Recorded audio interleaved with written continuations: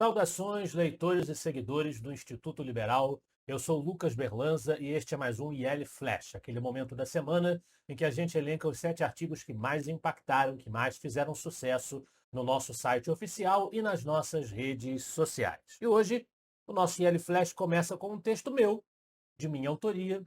Por que o indivíduo, não a família, é o personagem central do liberalismo?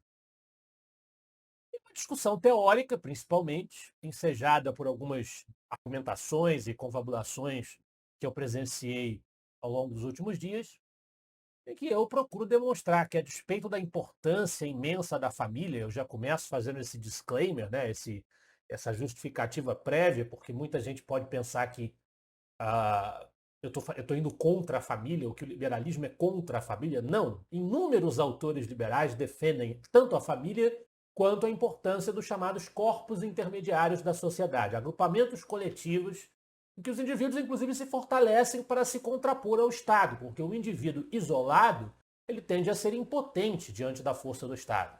Então, esses corpos intermediários da sociedade são, sim, instituições sociais importantes e muito importantes na vida humana. Mas o personagem central do liberalismo é o indivíduo, e aí eu explico no artigo por que disso.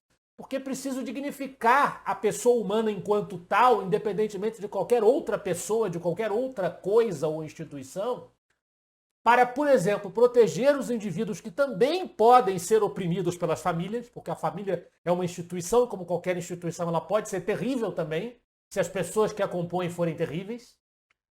E também porque existe uma série de culturas políticas que valorizam a família como critério valorativo acima de toda e qualquer heterogeneidade individual, que dirigem, por exemplo, o patrimonialismo, a oligarquia, as castas. E disso deriva uma série de dificuldades que oprimem o indivíduo em nome da família, ou em nome de um discurso familista. Então a família é importantíssima, mas o discurso liberal se concentra no indivíduo, porque só há felicidade, bem-estar, desenvolvimento da família se houver também do indivíduo. Bem, na sequência, nós temos uma daquelas edições da série A Sabedoria de Personalidades, do João Luiz Mauad, A Sabedoria de Alexander Solzhenitsyn. Alexander Solzhenitsyn, nascido em 11 de dezembro de 1918 e falecido em 3 de agosto de 2008, foi um matemático, romancista, filósofo, dramaturgo e historiador russo, cujas obras construíram e celebrizaram a imagem que o mundo tem hoje a respeito dos gulags, o sistema prisional de trabalhos forçados estabelecido pelo regime soviético de Joseph Stalin. Solzhenitsyn recebeu o Nobel de Literatura de 1970 e a crítica dele ao Estado onipresente e totalitário que esmaga a liberdade individual resultou na expulsão dele do seu país natal e a retirada da sua nacionalidade em 1974. Então esse gigante herói da liberdade é o personagem da sabedoria da semana que entra no nosso IL Flash. Bem, na sequência entramos então numa análise de um problema atual em que a liberdade e os direitos individuais vão sendo esmagados. É o texto da coluna Judiciário em Foco. Aos 15 anos, a dor do confisco e da humilhação pelo censor Magno. É genial a forma como a Kátia Magalhães, esse texto da coluna Judiciário em Foco, é a Kátia Magalhães, a advogada que mantém esta coluna no Instituto Liberal. É genial a forma como ela traça a narrativa num tom ficcional, um tom alegórico, para contestar a atitude especificamente do ministro do STF, Alexandre de Moraes, de bloquear as contas da filha do jornalista, blogueiro, do Oswaldo Eustáquio, bolsonarista, confiscar as contas da filha dele de 15 anos, que ela usa naturalmente para se manter, dinheiro que recebe do pai, que ela usa para se manter, ele cortar as contas dessa menina, que não tem absolutamente nada a ver com a história, não é acusada de nada, não está envolvida em crime nenhum, obviamente, alegando que é preciso, para proteger o Estado democrático de direito de atos criminosos e atentatórios, suspender excepcionalmente as garantias individuais. Que Estado de direito teremos se os juízes de repente acharem que podem, em nome de uma causa maior, suspender as garantias individuais. Extremamente complicado um cenário dessa natureza. Extremamente complicada também a postura da presidente da Universidade da Pensilvânia, Liz Magill, sobre a questão judaica, e é sobre isso o texto do Roberto Rachevski, sobre a punição à incitação ao genocídio de judeus.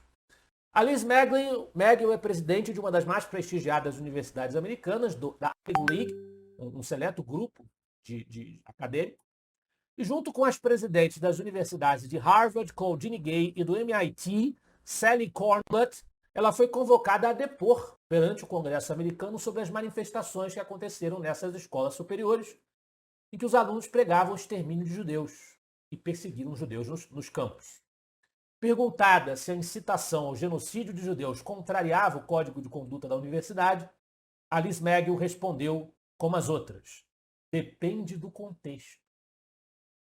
Mas acrescentou: será considerado assédio ou abuso se a incitação deixar o discurso e se tornar uma atitude.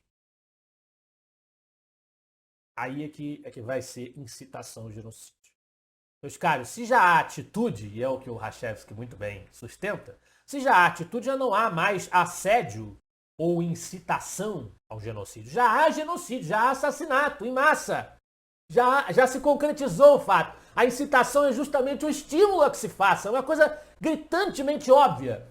Mas a presidente de uma das maiores universidades do mundo não consegue alcançar isso com seus neurônios. Francamente. Inacreditável. É inacreditável, realmente. É uma tragicomédia. Nós temos que assistir a isso. Bem, falando de soluções para problemas, em vez de problemas, um texto do Kaique Lazzarini, O Caminho para o Desenvolvimento, as lições que os países desenvolvidos aplicaram. O objetivo do texto do Lazzarini é apontar algumas características que se encontram nos países desenvolvidos do primeiro mundo que não são realidade nos países subdesenvolvidos.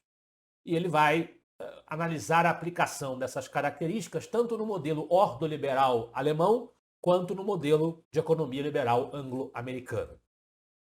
Características que dizem respeito ao comportamento da moeda, a importância que se dá ao equilíbrio monetário, às instituições, à propriedade e outros fatores que ajudam no desenvolvimento econômico. É o caminho a ser seguido, que o Brasil, em boa medida, não segue para o atingimento do sucesso. Exemplo de sucesso agora individual no artigo do historiador alemão Rainer Zitelmann. O parceiro de Warren Buffett, Charlie Munger, faleceu aos quase 100 anos. Aqui está o que você pode aprender com ele. Charlie Munger, parceiro de Warren Buffett, vice-presidente da Berkshire Hathaway, morreu aos 99 anos, completaria 100 anos em 1º de janeiro. E ele era um investidor muito bem sucedido, naturalmente, mas com características bastante, digamos assim, heterodoxas ou inusuais. Ele não era alguém que passava o dia todo acompanhando os preços das ações, por exemplo. E o Rainer Zitelmann identifica algumas características interessantes da personalidade, do comportamento dele, que podem servir de inspiração para o leitor. Na liderança do Yale Flash de hoje, voltamos aos problemas da atualidade. Gabriel Wilhelms, com o seu artigo O selo de aprovação do STF é uma razão a mais para que o Senado diga não a Dino. O texto, lamentavelmente, foi publicado antes de o Senado entregar uma vaga no Supremo Tribunal Federal a Flávio Dino. Ele nos diz que Flávio Dino, na verdade, está à altura do STF atual. Que as pessoas que estão lá merecem estar na companhia dele. Pelo comportamento deletério e autoritário do nosso atual time do Supremo Tribunal Federal. O Legislativo não reage à altura dos achaques do Supremo. Embora nós tenhamos visto algumas respostas movidas pelas insatisfações de Rodrigo Pacheco, mas o que nós vimos é que o Senado, numa sabatina ridícula,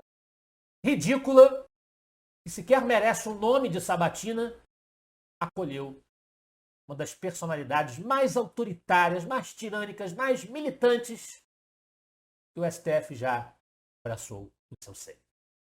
Esta é a realidade.